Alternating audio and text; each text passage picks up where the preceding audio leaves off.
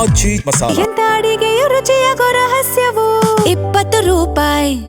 ಸಂತು ಅವನು ಎಷ್ಟು ಒಳ್ಳೆ ಸಿನಿಮಾಗಳು ಕೊಟ್ಟ, ಅವನು ಎಷ್ಟು ಸಂಪಾದನೆ ಮಾಡ್ದ, ಇದನ್ನೆಲ್ಲ ಒಂದು ಸೈಡ್ಗಿಟ್ರೆ ಅವನೆಷ್ಟು ಜನ ಒಳ್ಳೆ ಸ್ನೇಹಿತರನ್ನ ಸಂಪಾದನೆ ಮಾಡಿದ್ದಾನೆ ಅನ್ನೋದು ಈ ಒಂದು ಈವೆಂಟ್ಗೆ ಒಂದು ದೊಡ್ಡ ಸಾಕ್ಷಿ.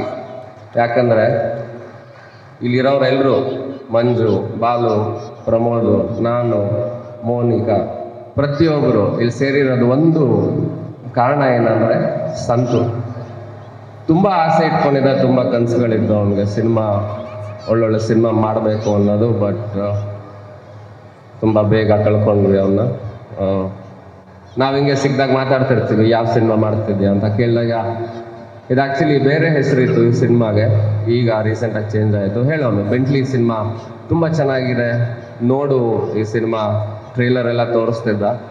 ಬಟ್ ಯಾವ ಪರಿಸ್ಥಿತಿ ಅಂದರೆ ನಾನು ಆ ಸಿನಿಮಾಗೆ ಡಬ್ ಮಾಡ್ತೀನಿ ಅನ್ನೋ ಐಡಿಯಾ ಕೂಡ ಇರಲಿಲ್ಲ ನಮ್ಗೆ ಅವತ್ತು. ಆ ಥರ ಆಯಿತು. ವೆರಿ ಅನ್ಫಾರ್ಚುನೇಟ್ ಅದು.